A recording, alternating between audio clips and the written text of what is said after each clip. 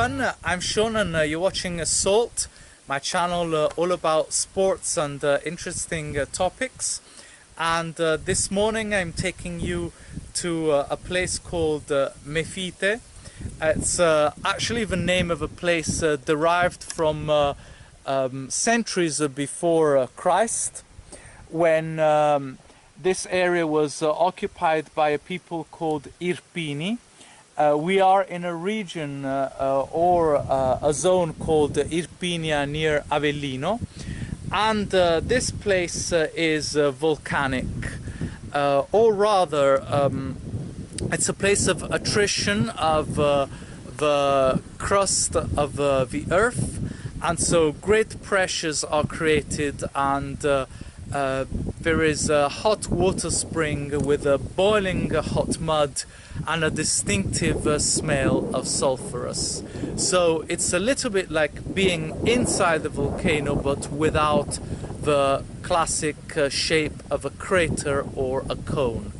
I can tell you that the smell is really strong, and indeed in Italian the adjective mefitico means smelly.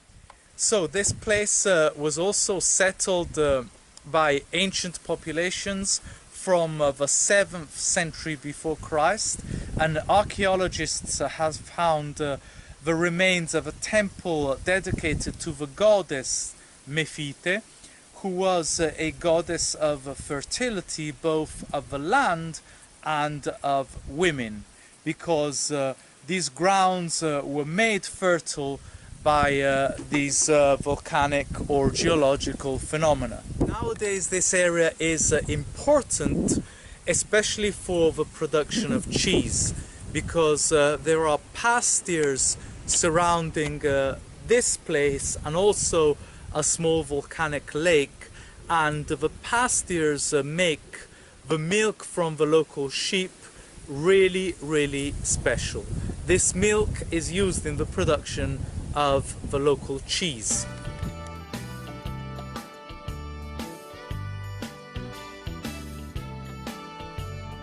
The Roman and Latin poet Virgil believed that this was one of the access doors to hell, together with Lake Averno near Naples.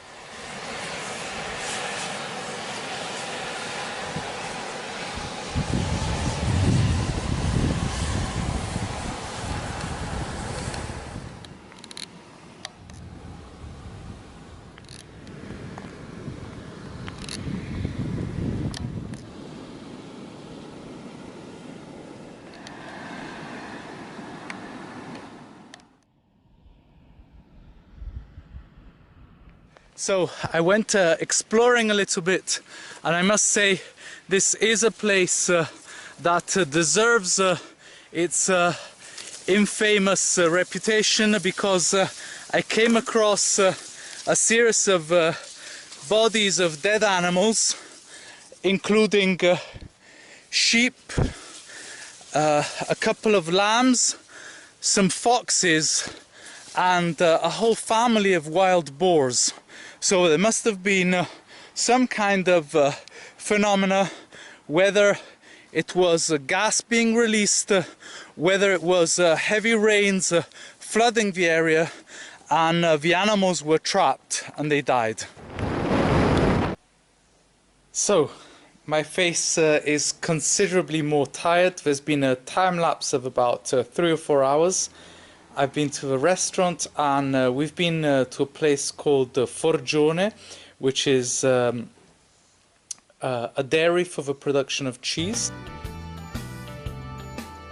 And as you can see from the picture, I have bought some Carmasciano cheese made from the sheep milk of the pastures surrounding the Mefite. This cheese, this Carmasciano cheese, gets its name from a small village just outside another larger village called Guardia dei Lombardi.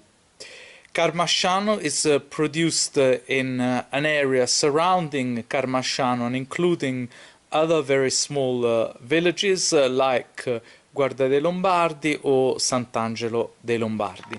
It's made from sheep's milk, and the sheep don't produce a lot of milk, maybe a liter of milk or little more than a liter every day.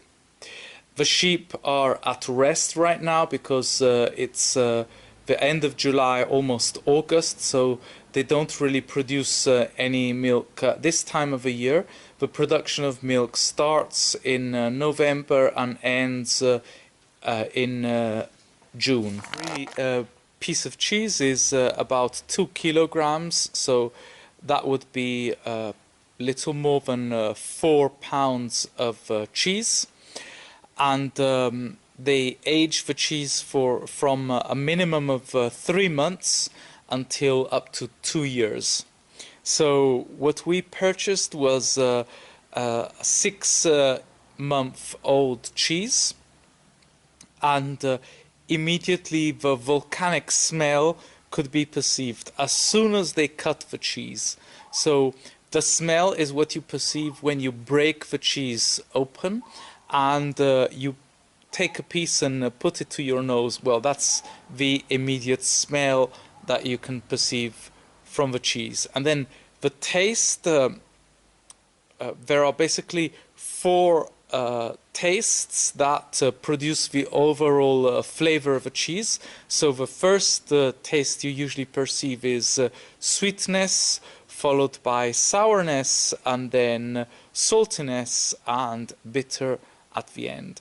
Bitter is usually perceived as some kind of fault in cheese, and this cheese was quite salty, so I would say that there was an immediate sense of sweetness followed by saltiness with next to no sourness and no bitterness whatsoever.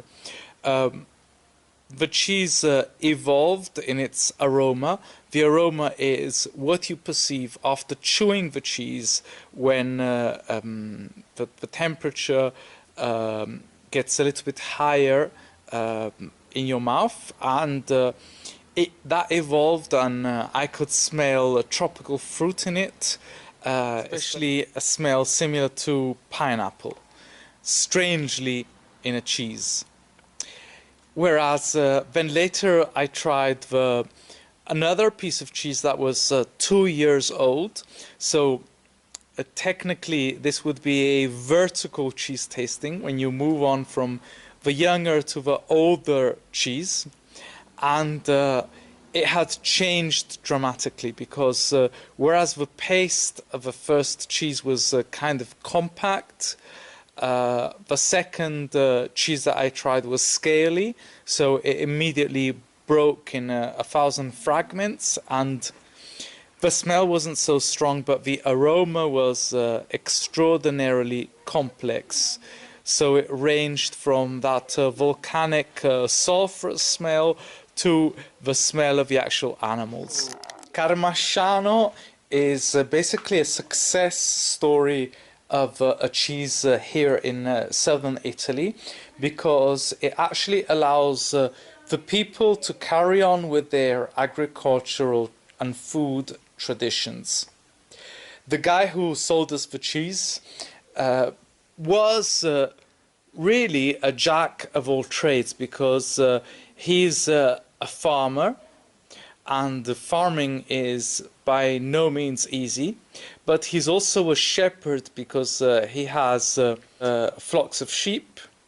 He's a cheesemaker because he makes cheese, but he's also the owner of a restaurant because the agriturismo that he owns is basically a restaurant where someone produces his own food. And in the spare time he had, what spare time he had, to me is a total mystery. He was also a civil servant for the city council, the local city council. So an absolute success story, because it allows people to pass down their traditions from one generation to another, and also a success story because the price of a cheese, being the cheese now locally famous, and locally I mean in Italy, it allows to compensate for all the work. The prices range from 25 euros a kilo for cheeses that are 3 months old to maybe 60 euros a kilo for the older cheeses. And the cheese producers have formed a consorzio, so an association, to safeguard the quality of a cheese. I hope I will be able to take you inside the cheese production next time I'm here. As always, if you enjoyed the video, please subscribe to the channel. See you next time. I hate to start my parties late. Here's the party card. Ain't that great? That ain't the best part, baby. Just wait. It's a genuine weather vane that moves with the breeze. Portable hammock, honey. Who needs trees? It's casual entertaining.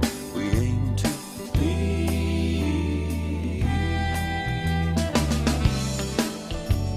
And my party's alright. Check out the shingles. It's brand new. Excuse me while I mingle.